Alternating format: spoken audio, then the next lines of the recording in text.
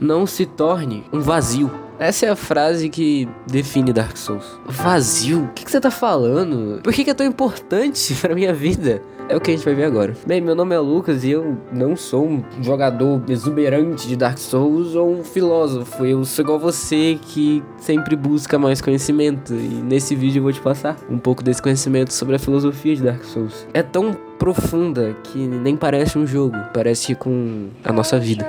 Mas aonde que parece com a nossa vida? Bem, no começo de Dark Souls a gente já é jogado em um mundo sem saber o que fazer, aonde ir, quem confiar e o principal, por que eu tô aqui? E o jogo deixa bem claro, mano, que tu não é ninguém, tu só é mais um que provavelmente vai vagar por esse mundo e vai se tornar um vazio, porque ninguém te escolheu, você não é o herói, mas você tem uma coisa, que é a esperança. O que seria essa esperança? No Dark Souls, essa esperança é você servir a duas vontades. A vontade do fogo ou a vontade de apagar o fogo.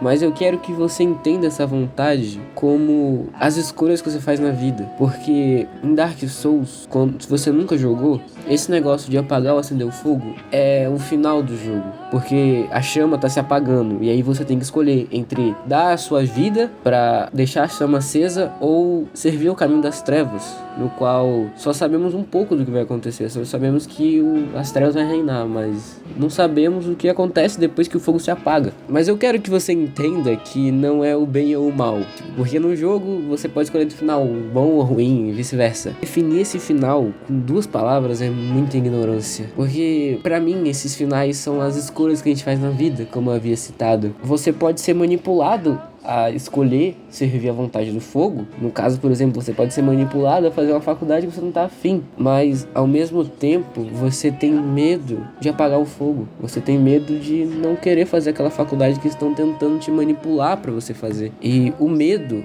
é real. A mudança gera medo. A mudança de não saber o que vai acontecer se apagar o fogo, ou se você criar um canal no YouTube, o que vai acontecer?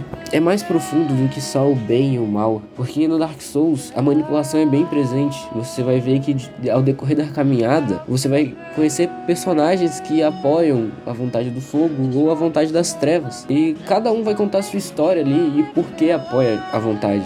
E na vida também vão ter diversas pessoas que vão defender o ponto de vista dela. Você só não pode deixar ela defender o seu. Então, esse negócio de defender o bem ou o mal, a vontade das trevas ou das chamas, me deixou uma lição muito importante pra mim, que é: não tenha medo de seguir o que você quer. Se você quer apagar o fogo, se você quer entrar naquela faculdade, vai. Não deixe pessoas controlando a sua vida. Seja você o protagonista da sua vida, porque é você que vai escolher entre o final das trevas ou das chamas. Não deixe o medo te tomar conta. O medo de criar um canal no YouTube, o medo de entrar na faculdade, o medo de começar a empreender, porque você se acostumou tanto com fogo aceso que tem medo de apagar ele. Bem, agora eu vou falar da morte/dor em Dark Souls. Por que a gente tem que morrer tanto pra passar de um chefe? Por que não é fácil? E por que é tão presente nesse jogo a dor? Por quê? É só pra dificultar a gente? Pro Miyazaki, criador do jogo, isso é mais que uma simples dor ou frustração. Ele não faz isso pra chutar as pessoas que jogam, pra quebrar controle e tal. E sim, porque, segundo ele, não tem sentido o jogo ser fácil, pois facilidade não leva gratificação. E por isso que ele coloca tantos desafios pra te gerar gratificação quando você cumpre ele. Seja você matando um boss da área, ou você passando de uma área. Pra sua vida, basicamente, seja você concluindo a faculdade ou você conseguindo fazer aquele canal no YouTube que você queria. Eu tô citando esses dois exemplos porque acho que muitas pessoas estão entre isso, fazer faculdade ou não, enfim. E o que Miyazaki quis dizer com isso é que ele não bota dificuldade só pra dificultar. É pra ter um sentido de você jogar. Porque se Dark Souls fosse fácil, você não jogaria. Se sua vida fosse fácil, se tudo que você quisesse viesse, não teria sentido de viver. No Dark Souls é a mesma coisa. Se tudo fosse fácil, não teria sentido de eu ficar horas e horas tentando decorar um set do boss, sendo que era só colocar no modo fácil. Mas ia gerar gratificação?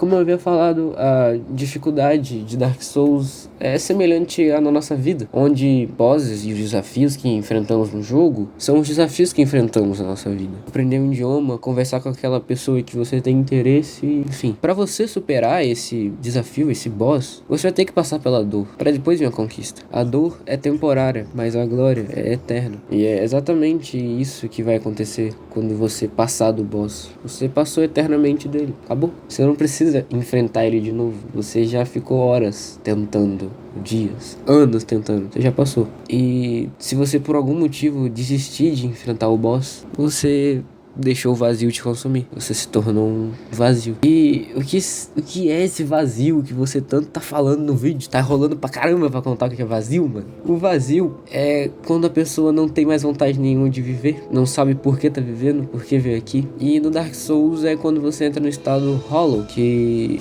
seu personagem fica com a casca preta, ele não tem mais sentido de viver. É similar a uma pessoa com depressão. Você pode perceber que o mundo de Dark Souls é bem caótico, bem das trevas, remete a pessoas com depressão, mas a escolha é sua entre enfrentar os bosses e depois vir a recompensa, ou desistir dela e se tornar um vazio. A escolha é sua. Só uma dica: não deixe se tornar um vazio.